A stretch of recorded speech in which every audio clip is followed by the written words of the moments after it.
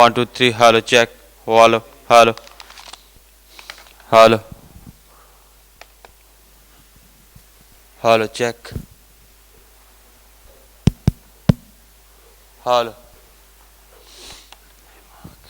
hello hello check hello hello hello hello hello hello hello check hello hello check hello hello check hello hello hello check hello hello hello hello check 1 2 3 hello check 1 2 3 hello hello hello check 1 2 hello hello hello check hello hello.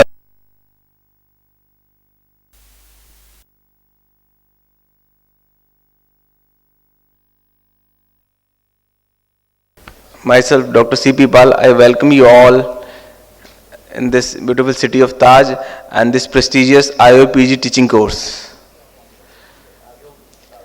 We are lucky enough to have such a stalwarts like SM Tully and very eminent faculty members from all over India in this PG course. First of all, I welcome all of you and to this course, and I welcome Professor Tully. He is one of the stalwarts of orthopedics and one of the eminent faculties in the orthopedics.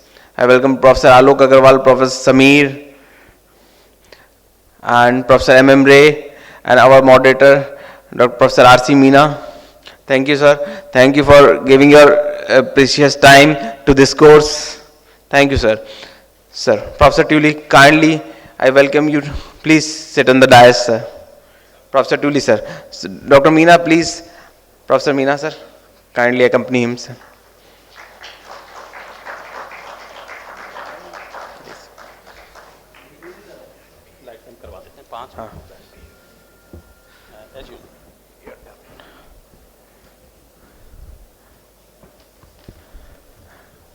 Now I request Dr. J.K. Jain, our President of Agra Orthopedic Society, please take your seat on the dais, sir, please.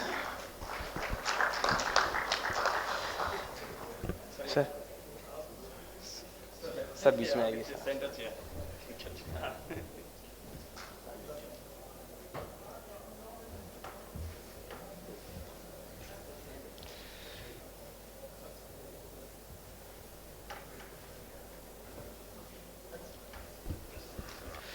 Very truly speaking, I was not expecting that Professor Tully will give time, but I'm very thankful to him that he is here and he'll share his knowledge to all of you, and you all might have heard his name. Thank you, sir. I request Professor Meena to say some words to this. Please, sir.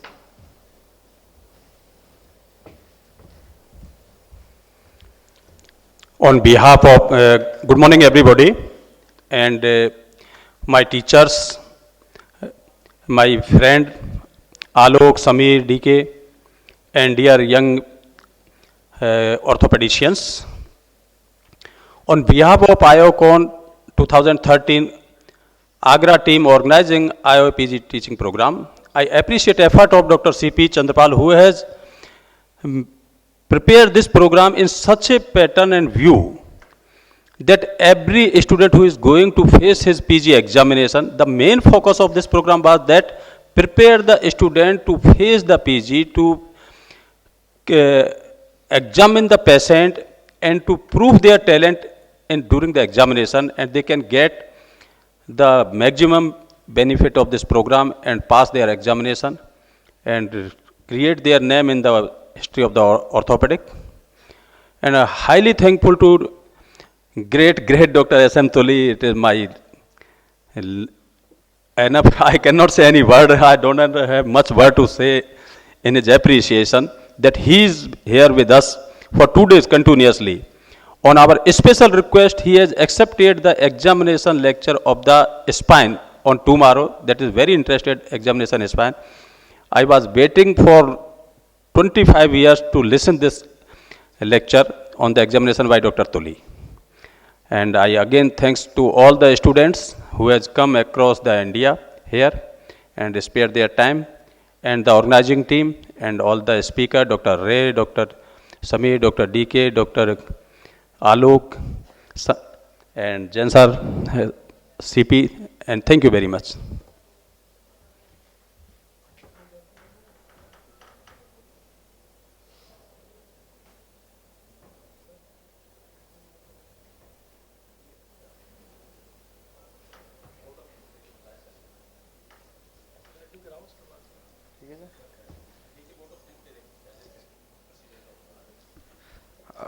I would like to request Dr. Professor Tuli to say some few words regarding this course, sir.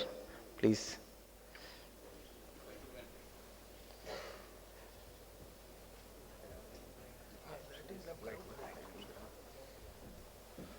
Before starting the program, there will be a lighting of the lamp. I request Dr. Tuli for this lighting the lamp. Thank you.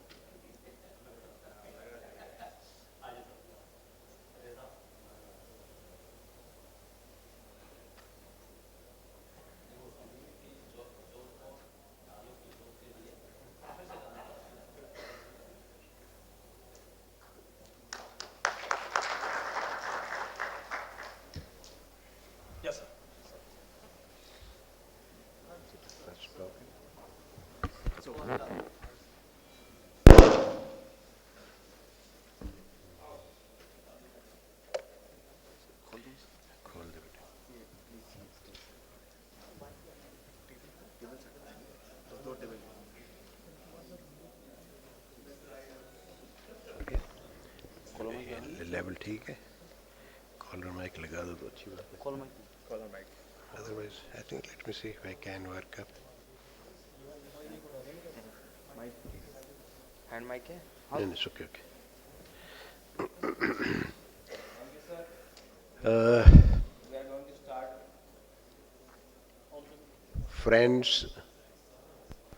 on one hand I am privileged that I have been asked to share some of my thoughts with you. My younger colleagues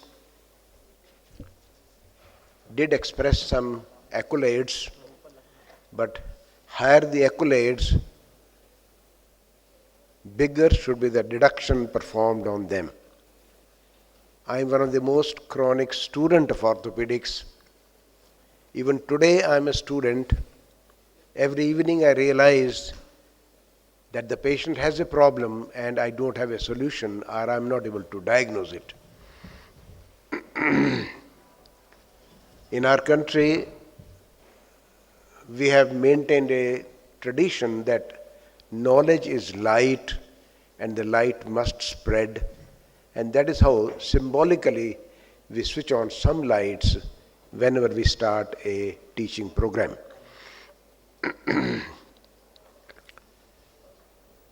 I'm on a subject which is called earthly subject.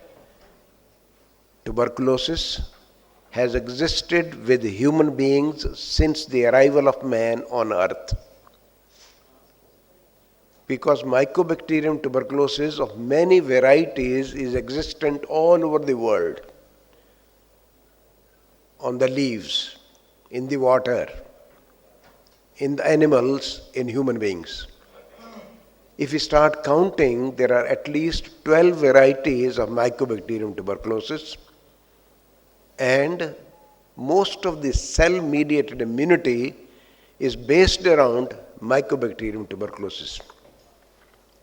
I was surprised pleasantly a few years ago when a group of students surrounded me after my talk. Sir, you keep on mentioning that Mycobacterium tuberculosis has lived in symbiosis with human beings. What is a symbiosis? They almost were angry with me on this sentence. So I explained to them, as most of the cell-mediated immunity of human beings probably has centered around various mycobacterial infections. Spinal tuberculosis constitutes nearly 50% of all osteoarticular tuberculosis. The commonest location is spine. 50% of cases of osteoarticular tuberculosis occur in the vertebral column, and this is one of the very typical picture of spinal tuberculosis. Typically, it involves a disc space with paradiscal margins of the vertebral body. The paradiscal margin of the vertebral bodies, they are almost like metaphyses of long bones. So the disease occurs in the paradiscal margin of the vertebral bodies. The disc shows diminution in the X-rays because some of the disc gets sunk into the softened vertebrae and some of it becomes thin because it loses the nutrition. Radiologically, the reduction of the disc space is the commonest radiological picture.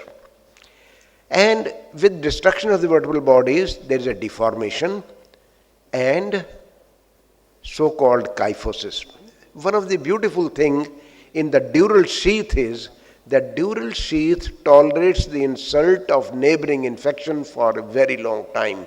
It does not permit the infection to go into the substance of the contents of the dural sheath. If this deformity occurs slowly, the dural content tolerates the insult for a very long time. And if it occurs suddenly, the dural sheath contents will show deformation. As I was mentioning, the incidence of tuberculosis basically depends upon the cell-mediated immunity of the society. This is the graph which shows that incidence of tuberculosis came down from this level to this level much before BCG was available, much before anti-TB drugs were available. They reduced this incidence just because of better socio-nutritional status of the European society. And we were all happy, up to middle of 80s we were all happy, probably we will conquer over tuberculosis. Unfortunately, that was a short-lived optimism. Somewhere in the middle of 80s, people realized that there is a huge society in the world which is compromised. We live in compromised circumstances. There are pockets of deprivation, some made by nature, some made by man himself. So long as there are pockets of deprivation in the world, there will be tuberculosis, which will act as a culture for dissemination of tuberculosis in the rest of the world. The rich countries are interested only because of that reason. Any rich person will be interacting with the so-called have-nots. And a have-not can carry Mycobacterium tuberculosis to spread into the society. Tuberculosis, as we see today, is only, bone and joint tuberculosis is only a localized manifestation of a systemic disease. Many of the other lesions may be subclinical, but they are active. And this picture almost shows you three things. One, an X-ray picture. X-ray picture shows diminution of the disc space with erosion of the paradiscal margin. That is the earliest radiological picture. I think as young students we should remember in the X-ray. X-ray is one of the commonest investigation available to everybody in our country. But the moment you find a diminished disc space with eroded paradiscal margins, think of the possibility of tuberculosis. Other investigations which are now available to us are isotope bone scan, an MRI, and CT scan. You can see all of them, all the four are here. And let's learn. We should know the sensitivity and specificity of all these tests. You can get a positive isotope bone scan in 3 to 4 days of the start of the infection, but it is non-specific. However, you can suspect an area. Isotope bone scan, 3 to 4 days. MRI, 3 to 4 weeks. X-ray, 3 to 4 months. As students, they are something like a mnemonics to understand. Isotope bone scan, 3 to 4 days. MRI, 3 to 4 weeks. X-ray, 3 to 4 months. Here is a young boy who came with this X-ray in reality, this MRI, son of a doctor. The doctor insisted, sir, I must have a whole body isotope bone scan done. Okay, isotope bone scan was done. And in addition to one hot area, we also found another hot area. And that is the information regarding osteoarticular tuberculosis is only a localized manifestation of a systemic disease. If we can scan every patient, 40% will show you another active lesion which may not be clinically manifest.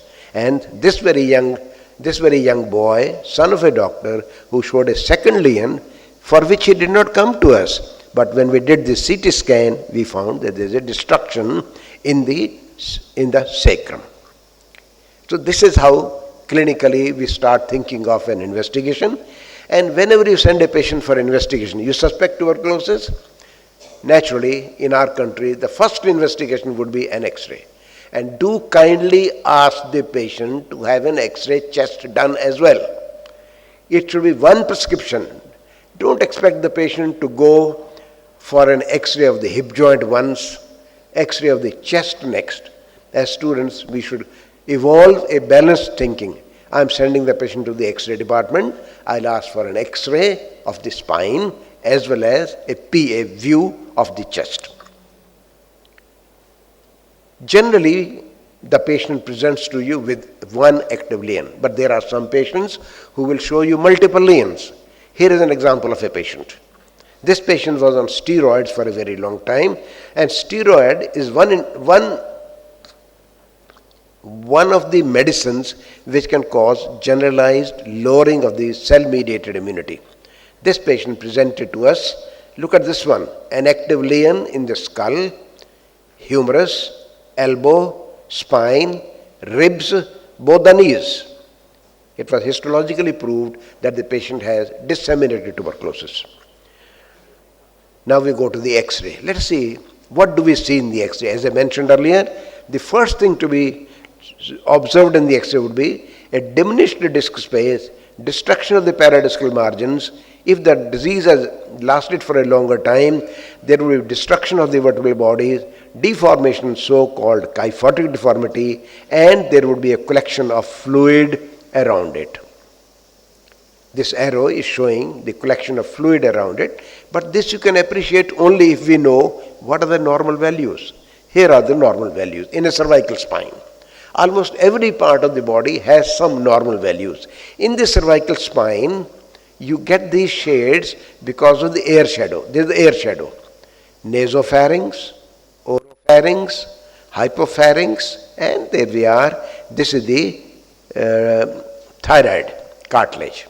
This is hyoid bone. We should know what is normal. If you know what is normal, then only you can appreciate what is abnormal. Normally, above the level of the cricoid cartilage, the space between the air shadow and the bone is 5 millimeter. The space shadow, the space between the air and the bones below the level of the cricoid cartilage is 1.5 centimeters. because this place has esophagus now. The whole pharynx got divided into two parts. The trachea in front, esophagus behind. So here is esophagus. That is why the space is a little more. If the space goes higher than 1.5 centimeter in this place, 5 millimeter at this place, this is pathological. There is a pre-vertebral collection. So I'm just telling you the principle of a pre-vertebral collection in any disease for that matter, any disease of the spine. Here we are talking of tuberculosis. MRI. Is MRI essential? Well, it is becoming a fashion to do an MRI. My life passed without MRI. I started looking at MRI in 1987-88. I did go to the MRI organizations. I sat with them for 100 days to learn MRI. And MRI is extremely useful for very difficult areas. See, now this is tuberculosis of the sacrum. We were never able to see it earlier. We were able to know TB of the sacrum only when the abscess burst, created sinuses and ulcers at the back of the gluteal region. Today you can see it. Presentation, at the time of presentation, after a few months of treatment, and you can see the whole of the abscess has disappeared at about 1 year's time. Now, MRI. In the MRI, if we can remember two sentences, again a mnemonic, from a student teacher to the students. T2 water white. This is T2. MRI is divided into two main things, T1, T2. T2 water white. And the corollary is T1 water black. What is water? This is water in the abscess. This is water in the bone. This is water in the CSF. There can be water in the joint, in the pleural cavity, in the peritoneal cavity. Water will look white, and that is one thing which predominantly changes itself. Baaki sab kuch wahi rehta hai. Look at this one. This is fat. The fat will look fat both in T1 as well as in T2.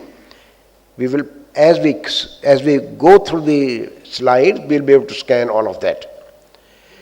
And another example of a T1 and T2 shadow.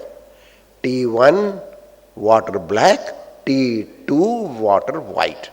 Here is a presacral abscess, T1 and T2. One can see the difference of the image. The T1, it is showing blackish thing. In T white, it is white. This is fat, white in T1 as well as in T2.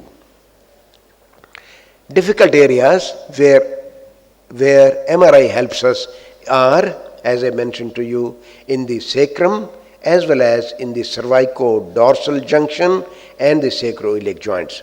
In the cervico-dorsal junction, you can see destruction of C1, C2, probably even occiput, and there is a huge prevertebral abscess. Prevertebral abscess, retrovertebral abscess. This is the abscess which is present at C1, C2 level. But everything which looks like an abscess may not be an abscess. Everything which looks like tuberculosis may not be tuberculosis. And that's, as students, we should know. In 5 to 10% of patients, MRI, though may look like tuberculosis, may not be tuberculosis, vice versa. MRI looks like something and it may still be tuberculosis. I have been repeating it ad nauseum. Tuberculosis can mimic any pathology. Any pathology can mimic tuberculosis, both clinically, radiologically, and MRI. Histology is probably the final thing which gives us the diagnosis. Probably we'll come to it in a few minutes. Here is a patient who looked like tuberculosis. Vertebral body, destruction, prevertebral shadow, retrovertebral shadow, and because the patient was not recovering, an operation was performed and it turned out to be a chordoma. So which DD you will think of? That generally depends upon the age. in younger people, middle-aged people, senior citizens. We will probably go through some of them. Here is an example of a lesion in the lower dorsal spine which turned out to be myeloma, middle-aged and aged people. Here is a patient, again a lesion in the spine with a prevertebral shadow, not very different from this one. In a child, Ewing sarcoma. In children, Ewing sarcoma, osteosarcoma. In middle-aged and aged people, multiple myeloma or even deposits, or sometimes a compression fracture. Another example, myeloma, TB, Ewing's, all histologically proved. So you can see how much is the similarity. In about 5 to 10% of patients, this is the difficulty even with the best of MRI. Another example here, a senior citizen,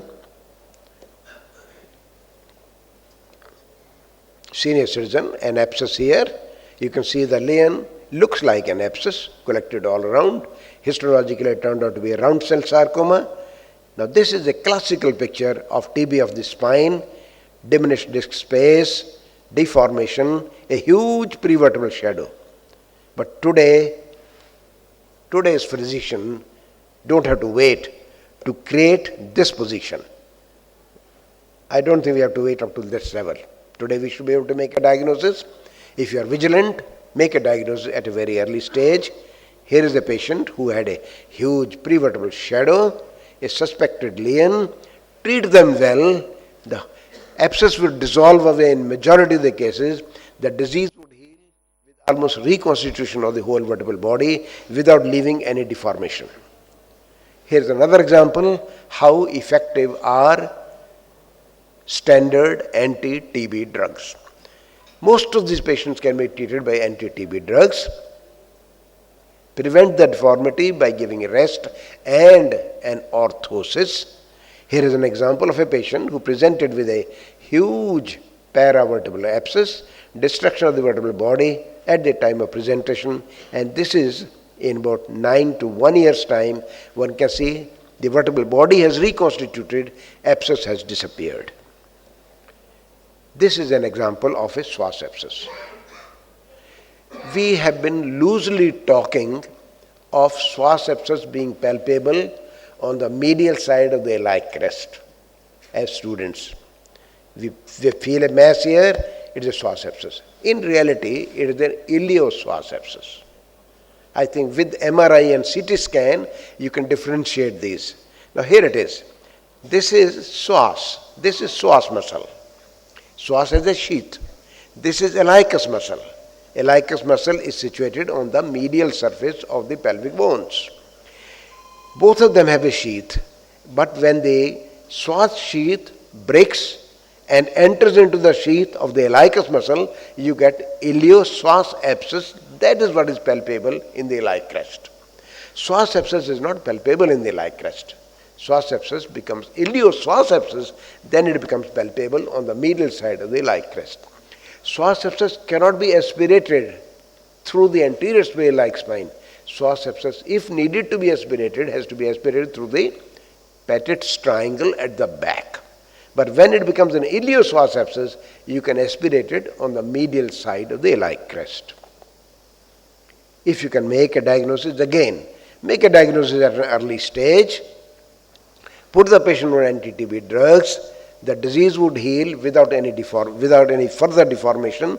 The only thing which may be left behind would be a diminished disc space. That's all. Whole thing has recovered. This gentleman is a university professor, followed up for 50 years, and he has remained symptomless. Another example, at the time of presentation, look at the amount of destruction. If you treat them well, this is what will happen. The whole area may form a bone block. The healing may take place radiologically by bone block formation or by healing with an intact disc space. Both the possibilities are there. Now, this is it. Now we look at the MRI. In MRI, I think as students we should also learn that in the MRI, The MRI around 5 or 6 months would show deterioration in the images.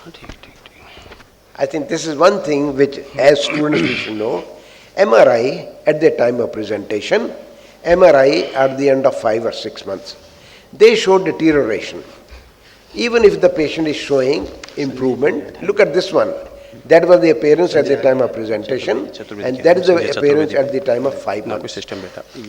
Patient is showing laboratory improvement, clinical improvement, appetite improvement, weight improvement, but still there is a deterioration. It should not cause an alarm. And the reason why it should not cause an alarm is MRI does not differentiate between the granulation tissue of active infection and granulation tissue of repair. That's the basic principle. Anything which has the potential to undergo repair, it repairs through granulation tissue. So MRI does not differentiate between the granulation tissue of active infection and granulation tissue of repair. That is why around the 5 months it may show deterioration of the images. However, look at the same patient at presentation 5 months and 1 year. Everything has healed. You can see the same image again at the time of presentation, T1, T2, 1 year after, T1 and T2. In MRI, the repair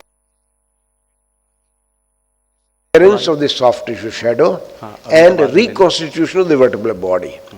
But there is also another method of repair in MRI. In X-rays, we should get remineralization of the osteoporotic bone. But in the MRI, what you see is sometimes this is an appearance again, just to emphasize, at the time of presentation, look at the area involved, 5 months after, looks like a huge area involved, and that is the appearance at the end of 1 year. The whole thing has healed because MRI does not differentiate between the granulation tissue of infection and granulation tissue of repair. Another example of presentation and repair, the repair may take place by bone block formation, or the repair may take place even with retention of the disc space, what is called fibrous replacement of the disc space. If the disc is grossly destroyed or diminished, there are good chances that it will form a bone block, but if the disc space is mildly involved or mildly reduced, it may not form a bone block, it may heal by fibrous healing. Here is an example. Healing by a bone block formation and healing by a fibrous replacement of the disc space. Earlier, there was a lot of excitement about getting a bone block formation because people thought that bone block formed has least chances of recrudescence. I think this thought has to be revised because even with the intact disc space, the patient can have a healed status, almost like a lasting healed status. Here is another example of a huge paravertebral rounded spherical abscess which has healed on its own on anti-TB drugs, suitable orthosis, domiciliary lines without surgery. Paraplegia. There are some patients of TB, especially in our country, who will present to you probably for the first time with neural signs. Almost 10% of people in our country in a general hospital come to you with neural signs. And neural signs have been classified. This classification is written almost everywhere. The first stage, stage 1, is the one where the patient does not know that he has neural signs. He is walking around, she is walking around. But when a clinician examines him or her, you can find extensor plantar response or clonus around the ankle or clonus around the patella. And if we don't treat these patients, you can go into stage 1, 2, 3, 4. The fourth stage is when there is complete loss of everything. Loss of sensations, loss of motor power, loss of sphincters. That is the stage 4. Earlier we had written that they are grades. I think it is wise to call them stage. And how does neurology occur? This is a typical cross-section of the cord. The disease in tuberculosis of the spine is in front. This is the anterior side, that is the posterior side. Anterior columns are affected first. Motor involvement occurs first, and that too pyramidals. Pyramidal involvement only will give you paraplegia in extension. As the disease progresses further, or the pressure progresses further, extrapyramidal fibers also get involved, and then you start getting frequent flexor spasms. The patient had paraplegia in extension. Once extrapyramidal fiber get involved, then you start getting paraplegia with intermittent flexor spasms, or ultimately paraplegia in complete flexion. The sensory fibers are last to be involved, especially the posterior columns. They are the last to be involved. Vibration, sense of position. Vibration and sense of position are carried here. This is the stage, this is the place where vibration and sense of position is carried. This is the place. They are the last involved. Now the information or a corollary out of it is, the one which is last involved will be the first to recover. A patient who is totally paralyzed, stage 4, you have done the treatment or you have done an operation, the first thing to recover would be position of sense and position of vibration. Then other things will start coming. The first thing which went away was pyramidals. They are the last to recover. So this is, broadly speaking, that is the situation when a neurological complication occurs. Neurological complications occur because of following pathologies. It can be inflammatory, edema, granulation tissue abscess, mechanical, intrinsic. What do we mean by intrinsic? There may be myelomalacia. Tuberculosis itself can cause involvement of the dural content, or it may take away its blood supply and cause an area of the cord which is necrotic. And many times there is a combination. Most of them are combination. Inflammatory lesions, they have the best chance of good recovery. And if it is an intrinsic lesion, they have the least chance of recovery. We will see a few examples here. Here is an example of a patient who had a myelogram done. The classical old myelogram, 40 years ago. I'm not quite sure if the current generation knows that there is a myodel available. Myodel, years, 10 years, 20 years. Then came water-soluble myodel. And today, myodel is not used because MRI gives you myodel picture. Anyway, we talk about the story here. About 35 years or 40 years ago, the patient presented with a myelogram done from outside, patient paralyzed and a destruction here. The patient was so ill, we admitted the patient, put him on anti-TB drugs, started improving his nutrition, and the patient started showing recovery. We didn't operate. He started showing recovery. We took the advantage of this myodel. We went back to the X-ray department. Sir, can we retrace it? And lo and behold, the same myodel was replaced, put the head of the patient down, and this myodel passed upwards astride the site of the disease. And you can see a decompression took place of a inflamed causes of tuberculosis, and the patient made a recovery. So inflammatory causes will recover. See, just like that. These are the causes which will recover by anti-TB drugs, rest and nutritional status. Now we see the same thing now you can see in MRI. At the time of presentation, look at the amount of abscess, look at the pressure, a transfer section shows this is the abscess, that is a crescent-shaped cord. Patient was on treatment and the patient recovered in due course of time. You can see return of the space for the cord and disappearance of the paravertebral abscess by anti-TB drugs alone. Another example, at the time of presentation, a panvertebral disease. I don't know, it's shifting on its own, Sunny. At the time of presentation, and this is roughly 6 months to 1 year after, most of the abscess has disappeared. There is a crescent-shaped cord space which has been able to get its original space. Another example of a posterior spinal disease, abscess, cord, spontaneous recovery on anti-TB drugs, the cord has got its own space. Every patient of tuberculosis does not need to be operated, but these are the indications for operation. What are the patients who are required to be operated? A non-complicated case of TB of the spine, 95% would recover by suitable drugs and suitable orthosis or spinal braces. There are about 5% which will need to be operated. Of the neurological complications, probably 40% will recover on their own, 60% would need to be operated, perform a decompression.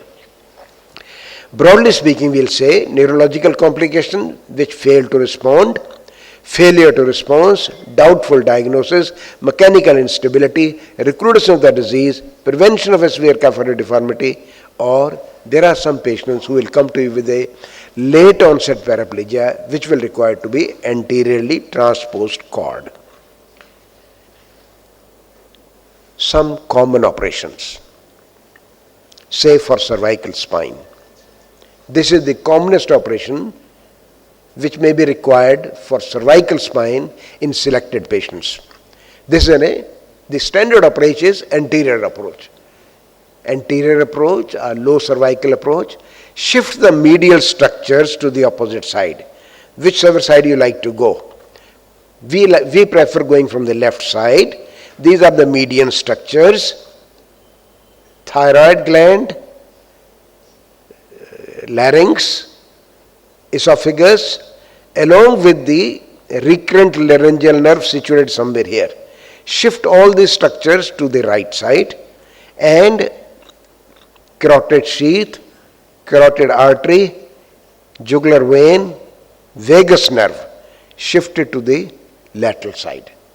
If you touch your own structures in front of the neck, slightly flex your neck, median structure you can shift them by 2 to 3 centimeter without doing any damage. Just hold them. You can shift them to one side, left or right, whichever you prefer.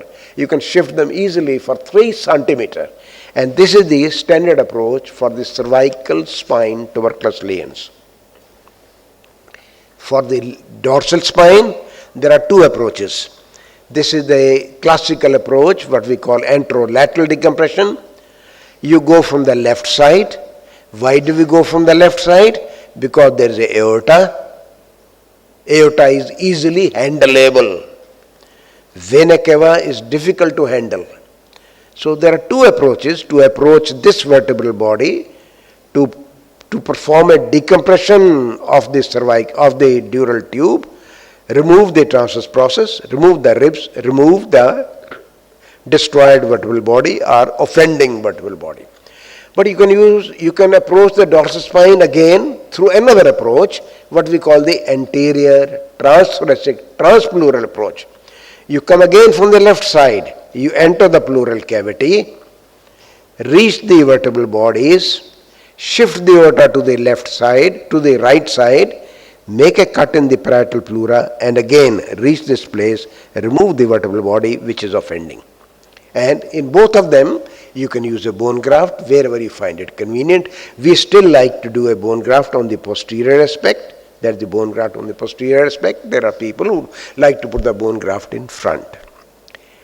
But if you do go through the thorax, transthoracic transpleural approach, these patients are required to be kept in the ICU at least for 5 days, which increases the cost, which increases the labor on the part of the patient, family, and the